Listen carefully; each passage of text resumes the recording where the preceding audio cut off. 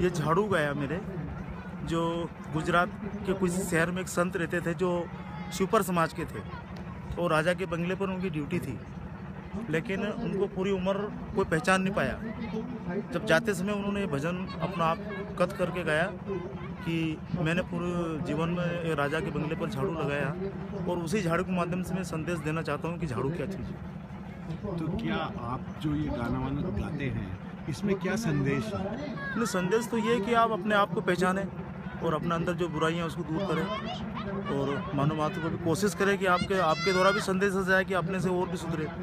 तो जो संत कबीर हैं या उनके जो अनुयायी हैं, तो कई लोग दलित समाज से आते हैं, शोषित वर्ग से आते हैं, तो ये सब जो आपके भजन हैं इनमें कुछ दलित समाज के लोगों की कोई ख़ास बात, उनकी पहचान की और उनके उत्पीड़न के बारे में कुछ होता है?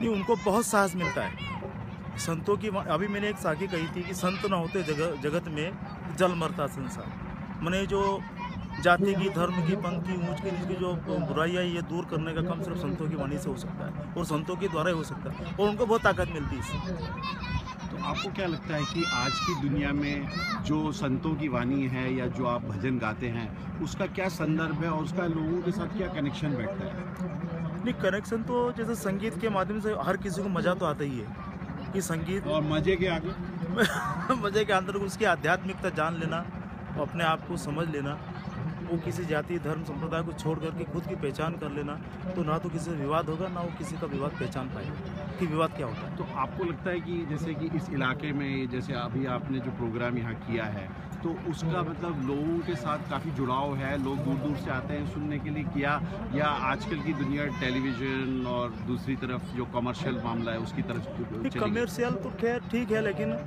टेलीविज़न का इनका बहुत सहयोग रहा है ताकि वो फैलने का काम हुआ है। उसके अंदर कोई व्यवसाय कर ले, कोई उसका अलग अर्थ निकाल ले, अलग उसका उपयोग कर ले, वो एक अलग चीज़ है। लेकिन संतों का तो उद्देश्य है कि वो जनता तक पहुंचना चाहिए और जन जन की भावनाओं को अपने आप को अभिव्यक्ति करवाना। ये आप अपने बारे में थोड़ा बताइए, आप कब से ये गा रहे हैं और क्या करते हैं? मैंने तो अपने जीवन में बहुत संघर्ष करके संतों की वाणी को अवेयर के रखा। मेरे दादाजी, मेरे पिताजी गाते थे, लेकिन वो कुछ अलग अंदाज में गाते थे। उनको पैसा कौड़ी है वो कुछ उनकी ज़रूरत थी नहीं। उनको तो वो बस समाज में जाना, किसी भी एक सामाजिक कार्यक्रम में जा कर के अपना भजन प्रस्तुत करना। उनको कोई ये न था कि हम कोई ज्ञान बांट रहे या ज्ञान ला रहे या ज्ञान दे रहे। उनको बस अपनी मस्ती में गाते थे, और वैसे ही मैं उनके साथ में सीखा हूँ। मैं भी अपनी मस्ती में गाता हूँ, मुझे कोई ऐसा शौक नहीं मैं टेलीविज़न पर जाऊँगा या बहुत ऊँचे पद पर जाऊँगा, ऐसा कोई ख्याल नहीं।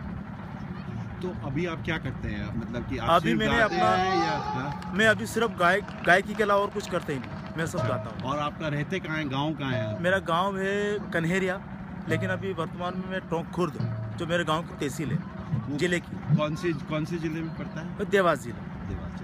तो आप गाँव में भी आपकी मंडली वगैरह है, गाते हैं? हाँ, जो भी बुलाता मैं जाता हूँ।